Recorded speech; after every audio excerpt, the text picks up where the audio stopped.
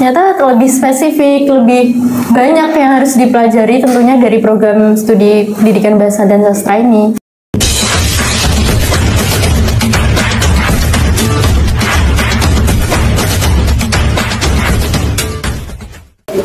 Salam bahasa Sobat Aksara. Halo Sobat Literasi, selamat datang di podcast PBSI bersama saya Aziz Dwi Murtado yang akan menemani perbincangan kita pada podcast kali ini. Dan tentunya hari ini saya tidak sendirian, sudah hadir dua orang narasumber, yaitu mahasiswa yang sangat cantik yang hadir di sini. Ada Mbak Noviana dan Mbak Esa. Halo Sobat Literasi. Kenalin, nama aku Esa Nur Salasati, tentunya juga di semester 5 bersama Kak Aziz. Dan aku juga dari semester 5, sama dari PBSI. Nama aku Noviana Nur Aziza. Baik, jadi untuk Mbak Noviana dan Mbak Esa ini dari Prodi PBSI Universitas Bagi Eri Madiun. Kalau boleh tahu,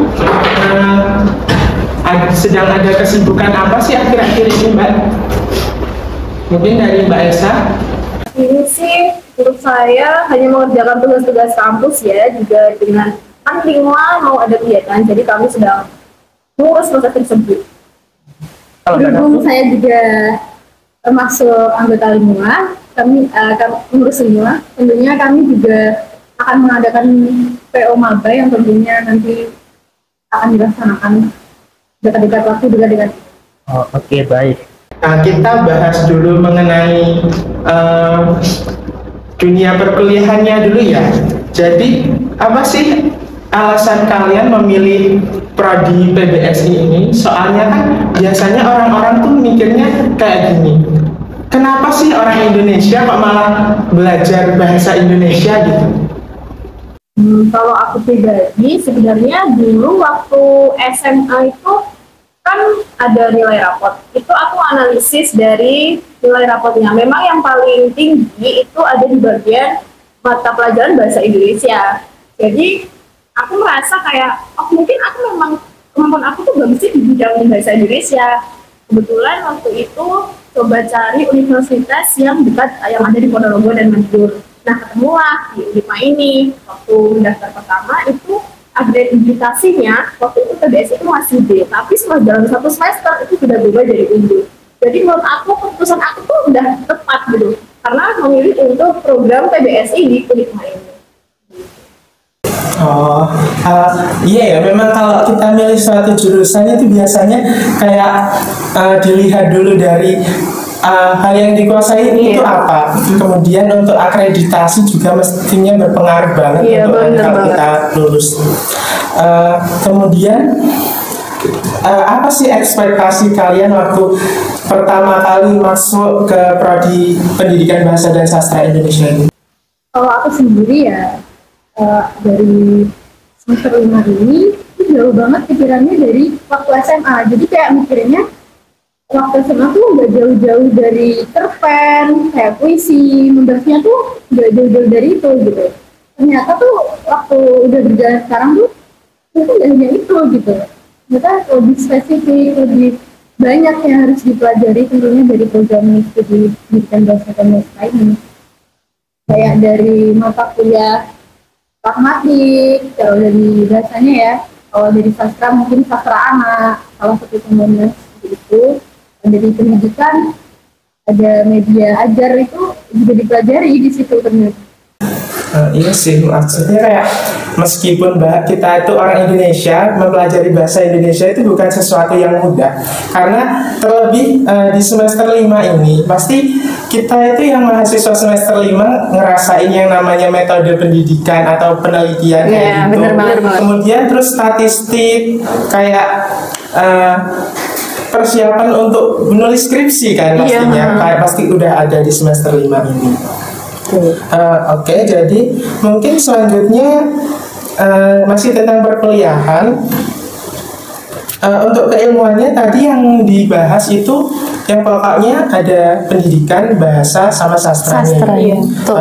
Kemudian untuk perkuliahannya, sistem perkuliahan di PBSI ini gimana sih kira-kira kalau boleh tahu? Dulu waktu semester 1 itu masih sering daring ya kita. Tapi berjalannya waktu sih fleksibel. Kita juga ada luring, ada daring, menyesuaikan kalau memang dosen itu tidak dapat menghadiri perkuliahan. Itu kita bisa opsional minta daring, oke boleh. Tapi kalau mau pilihan yang lain itu juga bisa, kita ada kuliah di hari lain, kayak hari pengganti gitu. Jadi sebenarnya nggak harus mengacu pada jadwal dari prodi ya sebenarnya. Jadi fleksibel aja, menyesuaikan dengan kita itu harus, yang penting jaga komunikasi lah sama dosen, maunya hari apa, misalnya hari apa, jam berapa, seperti itu. Oh, iya banget sih kalau udah mahasiswa itu emang biasanya nggak sesuai dengan jadwal, meskipun udah ada jadwalnya yang ditata dengan teratur, emang kadang-kadang itu dosen ada lah ya kesibukannya, soalnya mungkin ada yang masih kuliah ataupun masih ngajar di sekolah-sekolah gitu. Jadi mungkin buat sobat literasi nanti yang mau masuk kuliah jangan kaget ya kalau misal ada dosen tiba-tiba membatalkan jadwal pelajaran. Bener banget loh, itu sering kejadian ya. Bener banget. Kemudian ada nggak sih pengalaman yang berkesan selama kalian kuliah dari semester 1 sampai semester 5 ini? Pengalaman berkesan. Kalau aku sih waktu itu kita kan ada mata kuliah jurnalistik ya kan, ya benar. Jadi sobat literasi perlu tahu di PBSI itu ada mata kuliah jurnalistik. Kita nanti akan diajak untuk kayak studi banding gitu ke luar kota. Benar banget. Waktu itu kita ke Jogja ya kan. Kita ada kunjungan ke RRI sama TVRI. Oh iya, TVRI, ke TVRI. Jadi itu kayak kita pengamatan observasi gitu. Gimana sih kegiatannya yang dilakukan waktu di RRI, gimana kegiatan yang dilakukan waktu di TVRI itu seperti apa prosesnya. Setelah itu kita nggak cuman itu aja, kita tuh malamnya itu kita juga ke Malioboro. Jadi kayak seru aja gitu loh, bisa kegiatan yang seperti itu. Jadi jurnalistik itu mata kuliah yang menurut aku paling seru sih, yang harus diikuti. Oh, jadi cukup menarik juga ya, karena ternyata di PBSI itu ada model pembelajaran yang di luar kelas juga. Iya. Yang tentunya Sekaligus healing gitu ya. bisa main juga. Jadi kita nggak harus selalu di kampus gitu. Kemudian menurut Mbak Nafi dan Mbak Esa nih, ada nggak sih perkembangan yang mungkin kalian rasakan setelah berkuliah selama 5 semester ini? Aduh, banyak banget ya tentunya ya, cukup banyak ya, banyak yang mungkin kita juga kaget ya, maksudnya kaget dalam artian tuh kayak ternyata kita bisa sampai saat ini gitu loh, sampai di titik ini tuh kayak wah ternyata hebat banget, kita masih mampu gitu loh, gak sesuai pikiran yang maunya takut atau ini gimana ya melamanya, kayak kita belum merasakan itu. Iya sih, emang kalau udah mahasiswa semester 5 ya teman-teman, kita tuh kayak udah harus pasti dan udah nentuin tujuan, karena nanti kan kita juga bakalan ngerjain tugas akhir itu. Kalau udah masih semester 5 masih bingungin soal itu tuh agak berat ya nantinya pasti. Oke, kita lanjut pertanyaan selanjutnya. Tadi kalau boleh tahu Mbak Novi sama Mbak Esa itu di awal sempat nyinggung tentang lingkungan.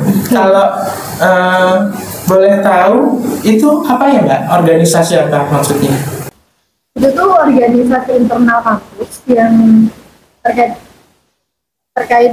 PBSI di bawah naungan prodi sebenarnya. Jadi himpunan mahasiswa yang di bawah naungan prodi. Oh, HMPS gitu ya? Iya, betul. Nah namanya kalau di PBSI itu namanya lingkungan.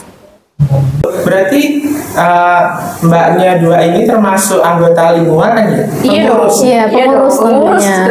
Kalau boleh tahu berkontribusinya dalam hal apa sih? Kalau aku saat ini sih menjabat sebagai, kalau di umum ya pengurus umum itu ada di bagian bendahara juga. Kalau aku ketua divisi kreativitas mahasiswa. Oh, divisi kreativitas. Kalau boleh tahu apa aja Mbak Nafi kegiatannya di divisi kreativitas?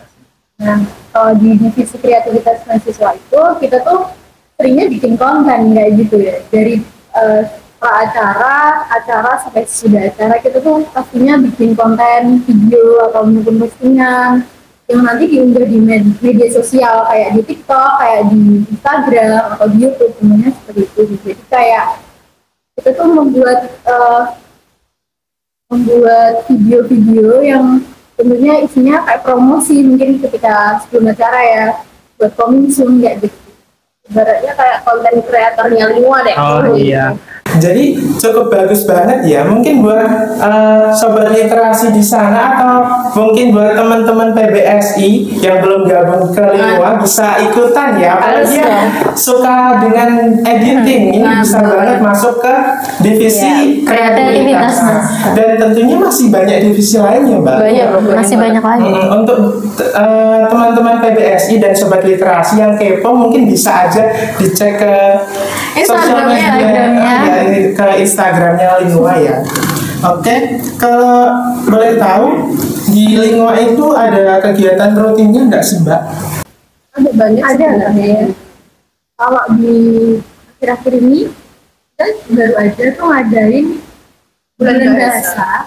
Oh iya, yang di Oktober itu ya. Di situ kita lomba cipta baca puisi yang diadakannya SMA Sederajat. Selain itu ada lagi nggak sih? Pasti banyak kan eventnya. Banyak sebenarnya, karena bahkan jadwal kita padat banget ya untuk Lingua itu sebenarnya, karena hampir setiap bulan tuh selalu coba untuk diadakan kegiatan seperti itu, entah itu seminar, workshop, ataupun ini yang akan launching, yang akan mau dilakukan itu ada kegiatan PO Maba, itu juga rutinan sebenarnya. Kayak misalnya di Natalis juga kayak gitu tuh juga termasuk andil gitu. Berarti emang cukup padat banget ya kegiatan di organisasi ini. Kemudian kalau boleh tahu dari kegiatan perkuliahannya tadi, kemudian organisasinya yang dengan berbagai kegiatannya itu, gimana sih cara kalian menyeimbangkan hal-hal ini biar balance gitu waktunya? Jujur aja sampai sekarang pun juga belum bisa, masih agak keteteran ya. Tapi ya kami mencoba sebisa mungkin, misalnya ya kalau ada yang kami tahu lah mana sih yang harus didahulukan, misalnya kan ada tenggat waktu untuk setiap kegiatan kan, jadi kami tahu porsi mana sih yang harus didahulukan, baik itu tugas dari kampus, organisasi, maupun mungkin kegiatan UKM atau ekstrakurikuler. Berarti kita harus nentuin fokusnya juga ya. Mungkin yang lebih dekat dengan deadline-nya kita taruh di atas dulu biar segera diselesaikan. Oke, mungkin kita udah nyampe ke pertanyaan terakhir nih ya. Ada nggak sih pesan yang mau kalian sampaikan ke sobat literasi di luar sana, atau mungkin buat teman-teman PBSI yang sedang menjalani perkuliahan? Untuk mahasiswa yang merasa masih kurang percaya diri, setiap orang memiliki potensi masing-masing. Jangan ragu untuk mengeksplorasi kemampuanmu, didikan usaha dan kerja keras kalian untuk mencapai kesuksesan yang kalian inginkan. Kalau dari aku, buat sobat literasi di luar sana, baik dari yang PBSI ataupun bukan, kalian itu adalah generasi penerus bangsa. Jadi ilmu apapun yang kalian peroleh selama ini itu digunakan untuk memajukan pendidikan di Indonesia. Oke, jadi emang bener banget ya sobat literasi mengenai pesan yang disampaikan oleh Mbak Noviana dan juga Mbak Esa ini. Kalau kita punya permasalahan apapun dalam dunia perkuliahan itu, kita harus tetap semangat menjalaninya, karena nanti usaha itu pasti nggak pernah mengkhianati hasil. Dan selain itu kita juga harus memberikan yang terbaik untuk generasi muda, karena kan nanti prospek kerja kita tuh salah satunya jadi guru ya, seperti itu. Mungkin cukup sekian podcast kita pada kali ini. Saya ucapkan terima kasih kepada sobat literasi di luar sana yang sudah mampir ke podcast kita. Jangan lupa like, subscribe-nya jika kalian suka dengan konten seperti ini. Raih mimpi lewat aksara, temukan jati diri dalam bahasa. Sampai jumpa pada podcast selanjutnya.